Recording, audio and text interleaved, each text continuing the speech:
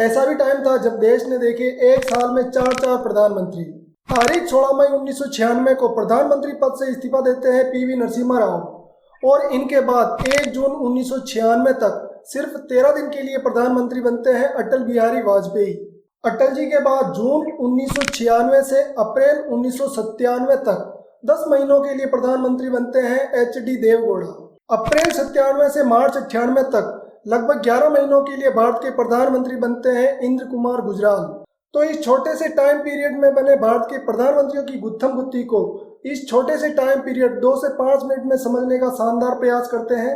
बात शुरू होती है साल 1995 से, जब कांग्रेस में उथल पुथल मची हुई थी। साल 1995 से 1996 के दरमियान भारत में कई घोटाले हुए, जैसे शुगर इंपोर्ट घोटाला, झारखंड मुक्ति मोर्चा के सांसद को रिश्वत देने का मामला हो या टेलीकॉम घोटाला।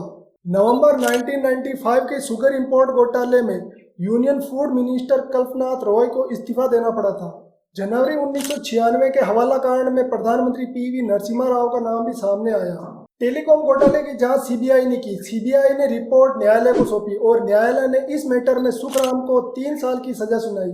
इन्हीं घोटालों की वजह से कांग्रेस की इमेज खराब हो रही थी और कांग्रेस के अंदर ही पीवी नरसिम्हा राव का विरोध शुरू हो गया और कांग्रेस के अंदर ही कांग्रेस बहुत से धड़ों में बंट गई। नारायण दत्त तिवारी ने ऑल इंडिया इंदिरा कांग्रेस की स्थापना की। माधवराव सिंधिया ने मध्य प्रदेश विकास कांग्रेस बना ली। जी.के. मुपनार ने तमिल मनीला कांग्रेस बना ली। ये सभी कांग्रेस से अलग हुई पार्टियां थी उस समय। इन्हीं बैड कंडीशंस की वजह से 1996 के लोकसभा चुनाव में कांग्रेस को करारी हार का सामना करना पड़ा। चुनाव में बीजेपी ने 161 सीटें जीती, कांग्रेस ने 140 और जनता दल ने 46। बाकी दूसरी सीटें अन्य स्थानीय दलों ने जीती। 16 मई 1996 को प्रधानमंत्री पीवी नरसिम्हा राव को पद छोड़ना पड़ता है और सबसे बड़े दल के रूप में बीजेपी को सरकार बनाने के लिए इनविटेशन मिलता है। अटल बिहारी वाजपेयी प्रधानमंत्री पद की शपथ लेते हैं और उन्हें 13 दिन का समय मिलता है बहुमत साबित करने के लिए। चुनाव में बीजेपी भले ही सबसे बड़े दल के रूप में उभरकर सामने आई, लेकिन सरकार बनाने लायक उसके पास भी पर्याप्त संख्या नहीं थी। वहीं दूसरे नंबर पर आने के कारण कांग्रेस ने विपक्ष में बैठने का निर्णय कर लिया। लोकसभा की कुल 543 सीटों में से 129 सीटें छोटे छोटे लोकल स्थानीय दलों ने जीती। इस प्रकार से भारतीय राजनीति में स्थानीय दलों के वर्चस्व की शुरुआत हुई। बीजेपी ने इन छोटे छोटे दलों को अपनी ओर मिलाने का भरसक प्रयास किया। सभी को लगने लगा कि अटल बिहारी वाजपेयी के नेतृत्व में बीजेपी सरकार बना लेगी। जब बहुमत साबित करने का वक्त आया तो बीजेपी के फेवर में 269 वोट आए और अगेंस्ट में आए 270।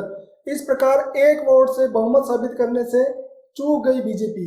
अटल जी ने इस्तीफा दे दिया। उनका भाषण सुनिए। मैं अपना त्यागपत्र राष्ट्रपति महोदय को देने जा रहा हूं। किस क्षेत्र की आप बात कर रहे हैं? हरियाणा में हम हरियाणा में जीते। हमने कर्नाटक में समर्थन प्राप्त किया है और ये ठीक है कि केरल में और तमिलनाडु में हम उतने शक्तिशाली नहीं है, मगर हमारा संगठन है। पश्चिम बंगाल में भी हमें 10% से थोड़ा कम वोट मिला हुआ है।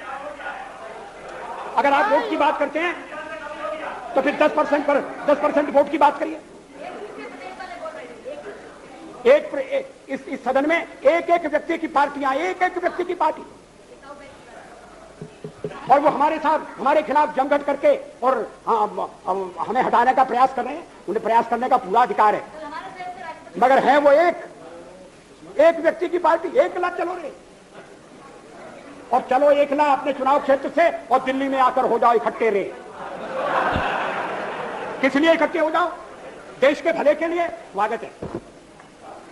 हम भी अपने ढंग से देश की सेवा कर रहे हैं, और अगर हम देशभक्त न होते और अगर हम निस्वार्थ भाव से राजनीति में अपना स्थान बनाने का प्रयास न करते, और हमारे इन प्रयासों के पीछे 40 साल की साधना है। ये कोई आकस्मिक जनादेश नहीं है, कोई चमत्कार नहीं हुआ है।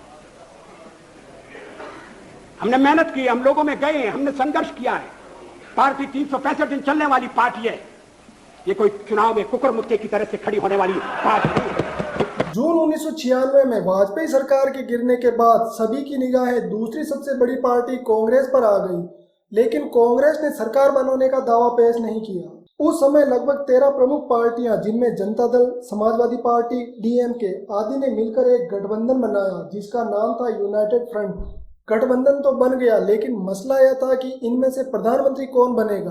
प्रमुख नामों में वीपी सिंह, चंद्रबाबू नायडू, ज्योति बसु, जीके मुपनार, लालू प्रसाद यादव, मुलायम सिंह यादव ये प्रमुख थे।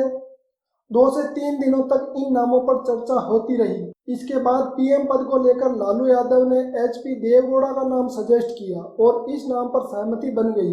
हालांकि देवगौड़ा का विरोध उन्हीं के साथी रामकृष्ण हेगड़े ने किया, लेकिन बाकी सभी ने देवगौड़ा का समर्थन किया, जिनमें लालू प्रसाद यादव, मुलायम सिंह यादव, चंद्रबाबू नायडू, जीके मुपनार प्रमुख थे। कांग्रेस के समर्थन से यूनाइटेड फ्रंट ने एचडी देवगौड़ा को नेता मान लिया और इस तरह फाइनली 1 जून 1996 को देवगौड़ा ने भारत के 11वें प्रधानमंत्री पद की शपथ ली। देवगौड़ा के पीएम बनने के बाद कांग्रेस अध्यक्ष नरसिम्हा राव को पद से हटा दिया गया और उनके स्थान पर सीताराम केसरी को अध्यक्ष बनाया गया। कुछ दिनों तक पीएम देवगौड़ा और सीताराम केसरी के बीच तालमेल ठीक रहा, लेकिन बाद के दिनों में तालमेल बिगड़ने लगा। 10 महीने के बाद ही कांग्रेस ने समर्थन वापस खींच लिया और देवगौड़ा को इस्तीफा देना पड़ा। सीताराम केसरी ने समर्थन वापस क्यों लिया, क्या कारण थे? शायद वो ही प्रधानमंत्री बनना चाह रहे होंगे। अप्रैल 1997 के बाद प्रधानमंत्री पद के लिए कई नामों पर चर्चा हुई। गठबंधन दलों की बैठक में पीएम देवगौड़ा के समय विदेश मंत्री रहे आई.के. गुजराल को पीएम बनाने का डिसीजन हुआ। बैठक के समय गुजराल अपने घर पर सो रहे थे। गठबंधन के नेता उनके घर गए और उन्हें जगाकर कहा, उठिए, आपको प्रधानमंत्री बनना है। आई.के. गुजराल ने 21 अप्रैल 1997 को प्रधानमंत्री पद की शपथ ली। इन्हीं सबके बीच राजीव गांधी हत्या की साजिश करने के मामले में एक जैन आयोग गठित किया गया था। उसकी जो कुछ रिपोर्टें थी वो मीडिया में लीक हो गई, जिसमें डीएमके का लिट्टे के साथ लिंक होने का दावा किया जा रहा था। डीएमके तब केंद्र सरकार की सहयोगी पार्टी थी और उसके 3 नेता केंद्रीय मंत्री भी थे। कांग्रेस ने इन तीनों मंत्रियों को हटाने की मांग की। उस टाइम सीताराम केसरी और पीएम आई.के. गुजराल ने इस मैटर को लेकर कई बार चर्चाएं की। आई.के. गुजराल ने डीएमके के तीनों मंत्रियों को पद से हटाने की मांग को मना कर दिया। आई.के. गुजराल ने डीएमके के तीनों मंत्रियों को पद से नहीं हटाया तो कांग्रेस ने समर्थन वापस खींच लिया और आई.के. गुजराल को प्रधानमंत्री पद छोड़ना पड़ा। तो ऐसे अप्रैल 1997 से मार्च 1998 तक मात्र 10-11 महीने के लिए प्रधानमंत्री रहे आई.के. गुजराल। आई.के. गुजराल के बाद मध्यावधि चुनाव कराने पड़े थे। इसके बाद के प्राइम मिनिस्टर्स का टेन्योर लगभग स्टेबल रहा। जैसे 1998 से 2004 का अटल बिहारी वाजपेयी का टेन्योर, 4 से 2014 तक का प्रधानमंत्री मनमोहन सिंह का टेन्योर, 2014 से अब तक का प्रधानमंत्री मोदी जी का टेन्योर। इसी के साथ अच्छा नेता चुने, स्वस्थ रहे, मस्त रहे, जय हिंद।